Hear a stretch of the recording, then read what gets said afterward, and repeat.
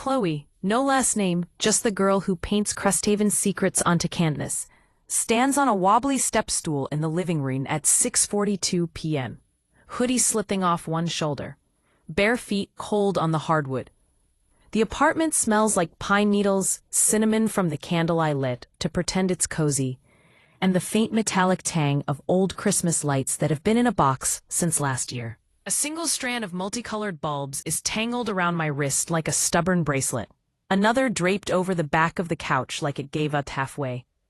The fairy lights are already up, but the big tree in the corner is still dark, and I'm 22, not a kid, but still swearing under my breath at plastic cords that refuse to cooperate.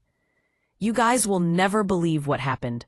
I'm Chloe, 22, and this is happening right now, 6:42 p.m. on the first Saturday in December. The tree is half-dressed, the fairy lights are flickering like they're nervous, the echo of his knock is still vibrating in my ribs, and the faint scent of cedar and snow is already curling through the cracked door.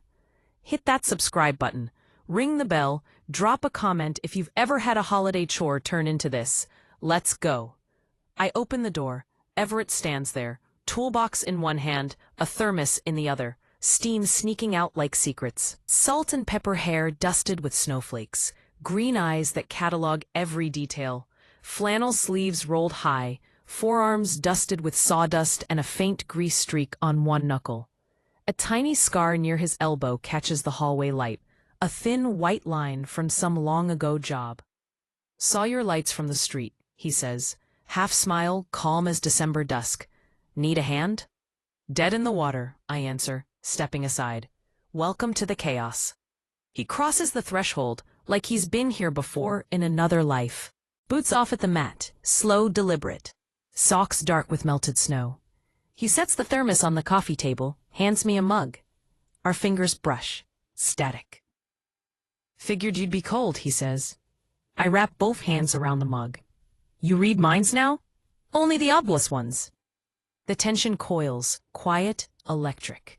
He kneels by the tree, tools clanking like soft bells. I hover, useless, hoodie slipping lower. Goosebumps racing across my collarbone. He doesn't look up right away, just runs a calloused thumb along the cord, listening to the silence where light should be. Old strand, he murmurs. These hate surprises. Tell me about it, I say, and my voice comes out breathier than planned. Small talk starts safe. Weather, freezing. Cocoa, perfect. My latest canvas, half finished, raw red, no title. But every answer pulls us closer. He asks about the paint under my nails. I ask about the scar on his wrist. He tells me it's from a slipped wrench when he was 19. I tell him the red canvas is about waiting for something to catch fire. His eyes flick up, storm green, unreadable, then back to the cord. Sometimes you just gotta untangle the mess, he says. Sometimes you gotta let the spark in, I answer. He twists the plug, a pop, a flicker. Then, click, glow. Warmth floods the room like a slow exhale. The tree clanks with bulbs, steadies, shines. He stands, wipes his hands on a rag, and suddenly the apartment feels smaller, warmer, dangerous. Should hold, he says. I step closer, bare feet on warm wood now, until the space between us is just cocoa steam and heartbeats. You didn't have to bring cocoa, I say. Figured you'd be cold, he repeats softer. I'm not anymore. His gaze drops to my mouth, lingers, climbs back up. Chloe, he says, my name careful, like it might burn. I've been noticing you for a while, I whisper. I noticed. I reach out, fingertips brushing the stubble along his jaw. He catches my wrist, not to stop me, just to hold, thumb pressing the frantic pulse there. His skin is warm, tree light warm, snow cool at the edges. You should invoice me, I say. Consider it neighborly, he answers, but his grip tightens. Neighbors don't look at each other like that. Neighbors don't stand this close. For a moment we're statues. Then he leans in, slow, deliberate, until his forehead rests against mine. Cocoa breath, cedar, the faint metallic tang of tools. Tell me to leave, he murmurs. Stay, I answer. The lights are finally working. Might as well enjoy it. He smiles then, real and reckless. and sets the rag on the coffee table like a white flag. Outside, the snow starts to fall, silent against the window. Inside, we don't cool down. We talk in whispers, about the scar, about the canvas, about the way the tree lights hum like they're singing backup. We laugh when a bulb pops and we both jump, end up closer than before. When the clock hits 8:42, he pulls me onto the couch, blanket around us both, and we watch the snow paint the fire escape white. He tells me about the orchids in his greenhouse that refuse to bloom until the first hard frost.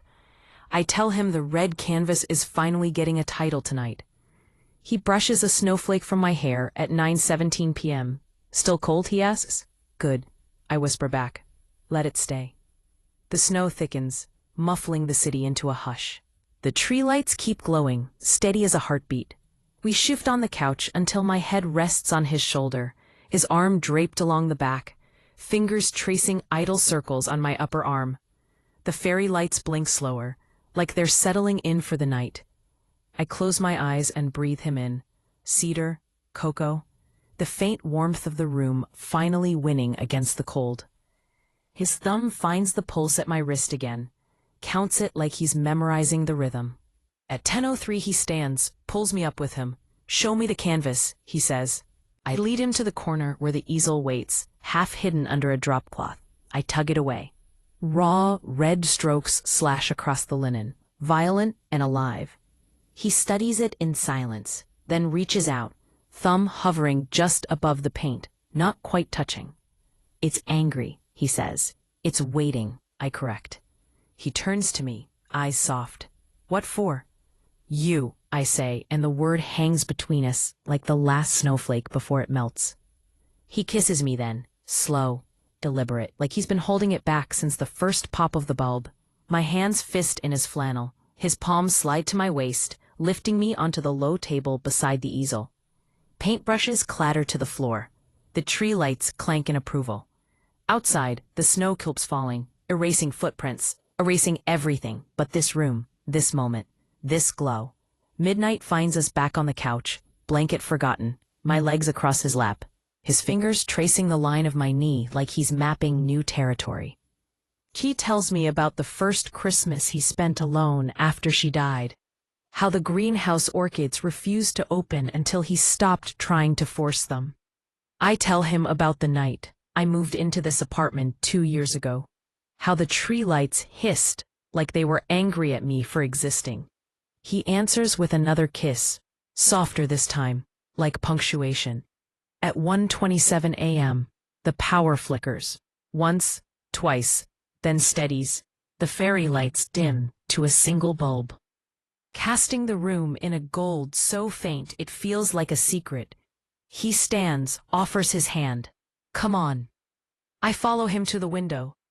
Snow has piled on the sill, thick enough to muffle the world. He presses his palm to the glass. I cover it with mine. Our breath fogs the pain in matching clouds. Still cold? He asks again. Never was, I say. We end up on the floor, backs against the tree skirt, its warmth seeping through flannel and hoodie and skin. He pulls a sketchbook from the coffee table, flips to a blank page, hands me a pencil. Draw me, he says. I do. Quick lines, the slope of his shoulder, the scar, the way his hair falls across his forehead. He watches my hands, not the paper. When I finish, he takes the pencil, turns the page, draws me. Hoodie slipping, eyes half closed, mouth curved in a smile I didn't know I was wearing. We trade the book back and forth, until the lines blur into something neither of us can name. At 2:11, the tree gives a satisfied twinkle, like it's done its job and is ready to sleep. We're not.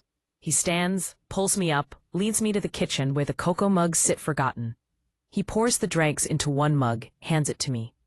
Last sip, he says. I drink. It's cold, sweet, perfect. He takes the mug, sets it down, kisses the taste from my lips. The snow stops sometime after 3. The city is white and silent outside the window. Inside, the tree lights hum low. The fairy light finally gives up and goes dark. We don't notice. We're on the couch again, tangled under the blanket, his heartbeat under my ear, my fingers tracing the scar on his wrist like it's a map to somewhere I've always wanted to go. Dawn creeps in around 5:47, pale and shy through the blinds. He stirs first, presses a kiss to my temple. "Gotta check the greenhouse," he murmurs. I nod, half asleep, already missing the weight of him. He stands, pulls on his boots, leaves the flannel on the floor like a promise. At the door he pauses, looks back. "Still glowing?" he asks. "Burning," I answer. Chloe winks at the camera, phone propped on the windowsill, battery dead, red light long gone. And that's how helping with the Christmas lights became everything. Cresthaven's got a way of making cold nights glow, doesn't it? Like, subscribe, ring the bell, comment your wildest holiday story. Chloe's dangerous desires just started to glow.